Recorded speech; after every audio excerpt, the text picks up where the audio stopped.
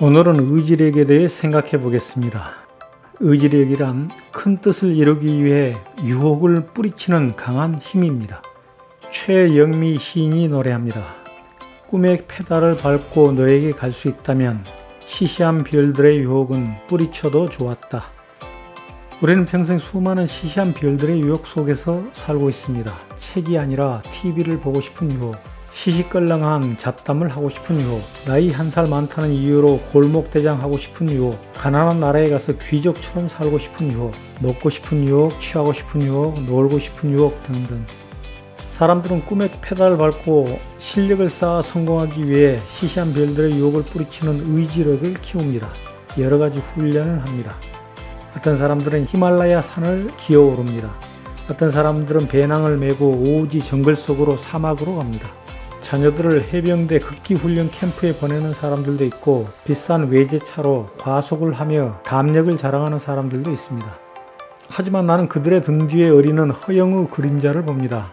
그들이 사는 동네에서 산악훈련을 할 수 있는데도 불구하고 굳이 비싼 경비를 들여 히말라야로 외국으로 와서 훈련을 함으로써 남들과 달리 보이고 싶다는 유혹, 가난한 사람들은 흉내내지 못할 정도의 꼴답지 않은 과시욕과 객기의 유혹에 빠져버린 자들입니다. 그따위 특수훈련을 받은 사람들 중에 갑질하는 자 앞에서 분노하지 못하는 겁쟁이들을 많이 보았습니다. 진급에서 불이익 당하지는 않을까, 해고되지는 않을까, 또는 거래가 끊어지고 가백에서 버림받을까봐 무기력과 두려움에 벌벌 떱니다. 오히려 침을 발라가며 상대의 비위를 맞추면서도 부끄러워할 줄을 모릅니다. 고대 그리스 철학자 디오게네스는 배가 고프고 목이 마를 때까지 음식과 물을 끊고 기다렸다고 합니다. 매일 일상에서의 의지력을 키우는 좋은 예입니다. 하루도 빠짐없이 동네를 만보씩 걷는 운동이 1년에 한두 번 외국에 나가서 트레킹하는 것보다 훨씬 값지고 효과적인 의지력 훈련입니다. 미국의 길거리 마술사 데이비드 블레이는 일상 속의 작은 훈련 하나가 삶 전체에 큰 영향을 줄 수 있다라고 했고, 안락함을 부수는 공간이 나에겐 항상 성장의 장소로 다가온다고 했습니다. 그리고 뚜르게네프는 의지력이 자유를 가져다 준다고 말했습니다. 자유라, 아버지가 입을 열었다. 너는 무엇이 인간에게 자유를 주는지 알고 있느냐? 무엇이지요? 의지야. 자신의 의지란 말이야. 이것은 자유보다도 귀중한 권력을 인간에게 주지. 자기가 하고 싶은 것을 할 수 있다면 자유로운 몸이 될 수도 있을 것이고 또 명령을 내릴 수도 있게 되거든.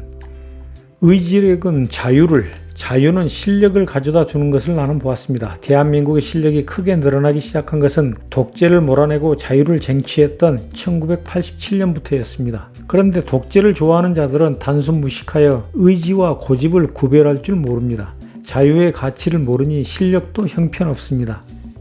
그라시안이 그런 멍청한 사람에 대해 이렇게 말했습니다. 어리석은 짓을 계속하는 사람들은 실패한 시도를 의무가 되게 하고 길을 잘못 들었는데도 그 길을 계속 가는 것이 의지라고 생각한다.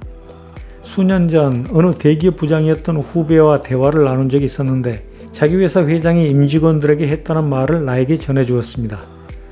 나는 한번 결정한 것은 나중에 그것이 잘못된 결정이라고 판명된다 해도 절대로 바꾸지 않는다. 그러니 여러분들은 내 결정을 죽이 되든 밥이 되든 끝까지 밀고 나가야 한다.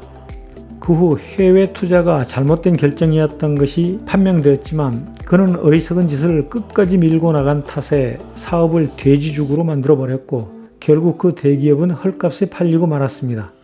그 회장이라는 녀석은 의지력이 강한 사람이 아니라 고집이 강한 자입니다. 그저 독재자처럼 집요하고 숨실궂고 어리석은 자일 뿐입니다.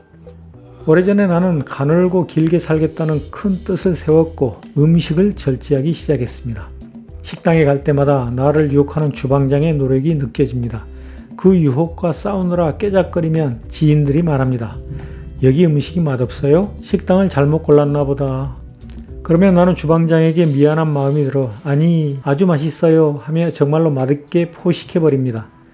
포르투갈의 노벨 문학상 수상작가 주제 사라마구가 눈먼 자들의 도시에 이런 말을 남겼습니다.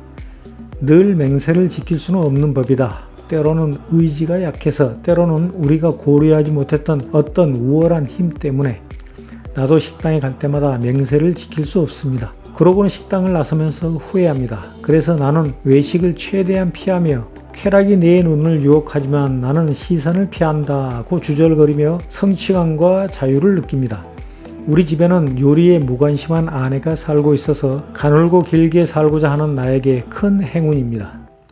외식을 피하는 것 외에도 매일 10km 이상 걷기 운동을 합니다. 담배는 평생 피워본 적이 없고 폐암에 걸려도 좋다는 듯이 담배를 피워대는 여자들과는 호흡을 교환하지 않습니다. 그리고 술을 거의 입에 대지 않습니다. 사업상 어쩔 수 없이 술집에 가더라도 맥주 한 잔으로 2-3시간을 버팁니다. 주점에 가게 되면 메들리 노래를 부르거나 남들 노래할 때 탬버린을 흔들고 춤을 춥니다. 자리에 앉으면 자꾸 술을 권하니까요. 그렇게 술을 절제하려는 의지력을 쌓다 보니 노래 실력과 춤 실력이 늘어났습니다. 마지막으로 마술사 데이비드 블레인의 말을 소개합니다.